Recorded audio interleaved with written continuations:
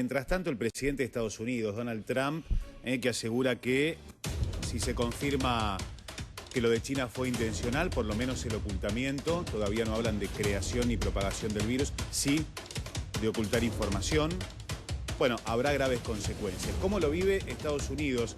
Andrés Castelo está en Nueva York en este momento. Andrés, quiero saludarte, 10:33 de la mañana. Primero nos alegramos que ya te has recuperado, estuviste padeciendo coronavirus. ¿Desde cuándo estás curado? ¿Cómo te va? Buen día. Hola, ¿qué tal? Ya hace más o menos una semana que ya los síntomas no están. Como les había contado ya anteriormente, acá en Estados Unidos no están haciendo segundo test, o sea, cuando la persona está infectada para después chequear si es negativa, Sí. no se está haciendo, por lo tanto se considera que la persona está sana si pasan 72 horas sin síntomas. ¿Vos estás bien? ¿Te sentís bien? Sí, yo ya me siento bien, incluso doné sangre. Aquí hay una campaña para donar sangre a las personas que se rehabilitan de corona, porque dicen que aparentemente los anticuerpos que podrían detectar en la sangre podrían servir para un estudio, para una posible vacuna. Así que eso lo estuve haciendo el día de ayer. Mi hermana y yo fuimos y ya también nos sacaron sangre. ¿Qué sentiste durante ese periodo que estuviste contagiado de coronavirus? Digo, nos has contado en su momento que habías perdido el olfato, que te sentías muy cansado. ¿Cómo lo trataste? Estabas con paracetamol, creo, los primeros días. ¿Cómo fue el camino hasta el final, hasta que te curaste? La verdad que fue bastante complicado porque uno tiene mucho temor durante la enfermedad, sobre todo los primeros días. Cuando nosotros nos infectamos ni siquiera estaba la cuarentena acá. La cuarentena empezó creo que el día 22, 23 de marzo y nosotros nos infectamos antes. Más o menos como el 16, 17 de marzo empezamos a tener síntomas y el 19 nos hicimos el test y a los 3 días nos dieron los resultados. Sí, realmente no, hasta ahora no hay medicación. Lo único que nos daban era paracetamol para calmar los dolores y la fiebre. Y la verdad que es bastante angustiante la situación porque al no saber mucho los médicos sobre la enfermedad todavía es como que no le daban a uno con certeza una explicación o una solución. Claro. Todos nos decían que descansáramos, que tomáramos agua y no mucho más de eso. Y no mucho más. Y así lo pasaron hasta el final, tanto vos como tu hermana, digo, hasta que se curaron. Exacto, sí. Ahora, bueno, incluso pudimos salir para comprar en el supermercado, pero la verdad que me preocupó un poco que vi bastante gente. ¿Sí? Y la verdad, ahora ya es obligatorio el uso del barbijo acá en Nueva York. Anteriormente no lo era, ahora lo es. Y se extendió hasta el día 15 la política de Nueva York en pausa, hasta el día 15 de mayo, pero se cree que se va a extender un poco más. Un poco más.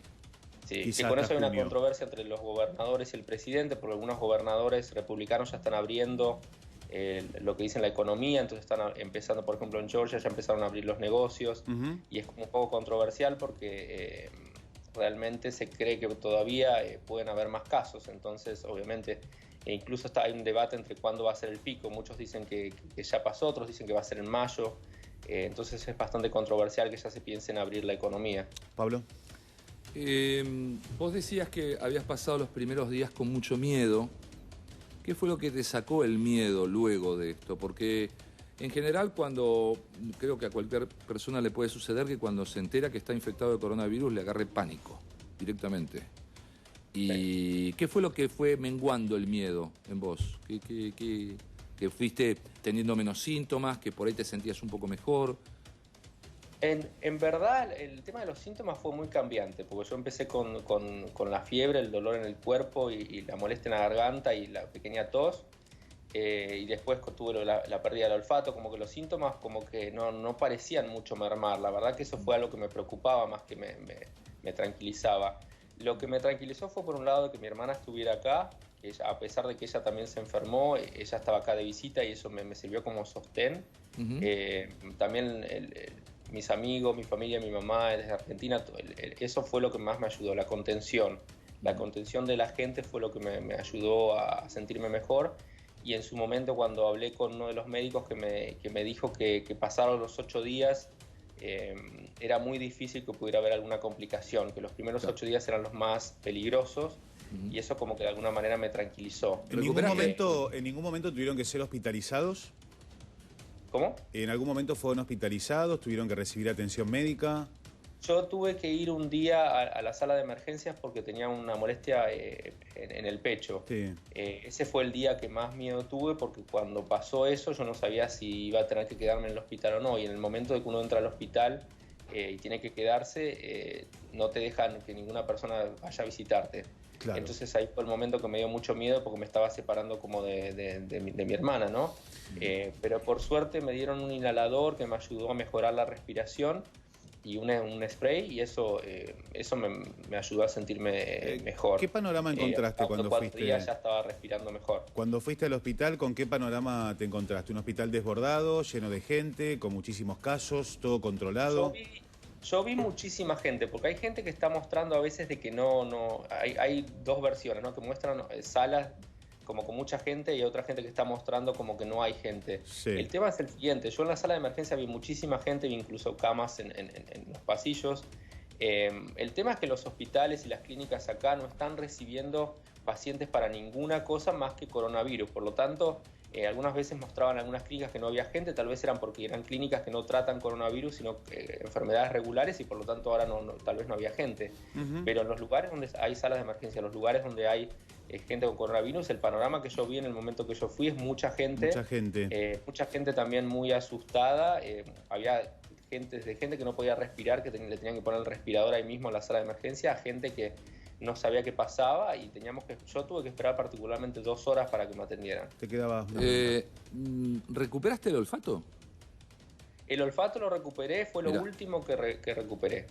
Eso fue la verdad que en su momento me había asustado mucho cuando lo perdí, porque en ese momento todavía no se hablaba mucho de que la pérdida del olfato era un síntoma. Después los médicos me lo confirmaron que era normal. ¿Y el gusto? Pero ya por suerte ya volvió. Lo único que me queda es nada más la fatiga, pero yo creo que tiene que ver con la recuperación y por el tema de que fueron muchos días en los que yo estuve en cama, muchos días en los que el cuerpo estuvo como de alguna manera luchando para sacar el virus.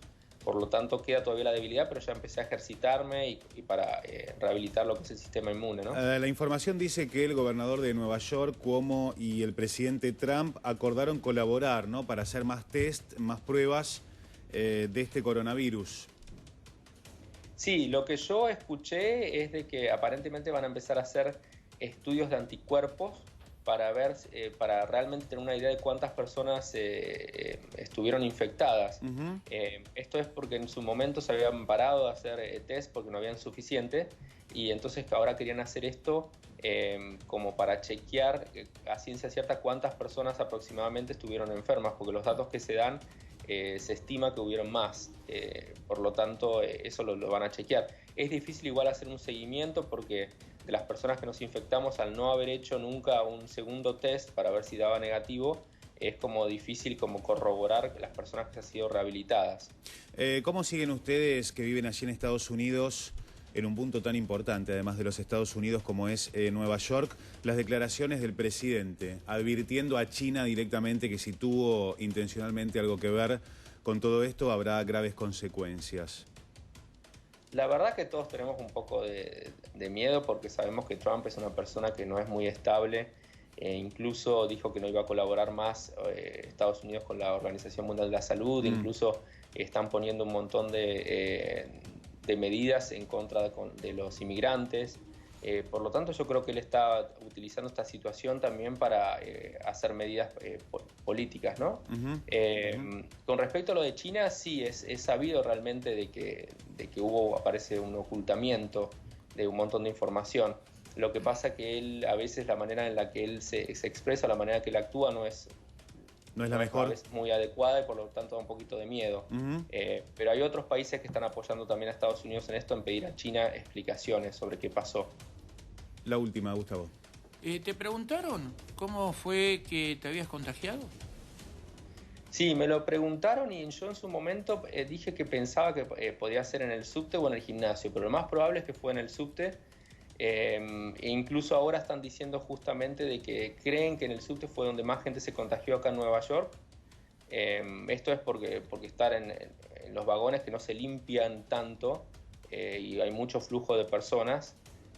Por eso estaban evaluando incluso en su momento que el subte no funcionará más, porque ahora está funcionando con una frecuencia diferente, una frecuencia creo que es como de feriado, o sea que no circulan tan seguido, pero estaban evaluando la posibilidad de cerrarlo, lo cual lo veo bastante difícil porque el transporte de los empleados esenciales sería como bastante complicado, porque son las personas que están justificadas como para movilizarse para ir a trabajar, ¿no? Andrés, quiero agradecerte, saludarte, nos alegramos que tanto vos como tu hermana se encuentren bien y que pase lo más pronto posible todo esto allí en Estados Unidos. Lo único que quería decir al final es de que todavía quedan bastantes personas acá en Estados Unidos, incluso mi hermana, que está como bastante lento el proceso de darles la oportunidad de volver a Argentina. Eso es algo que creo que tendrían que tener en cuenta, que como que se olvidaron de muchas personas afuera, ¿no?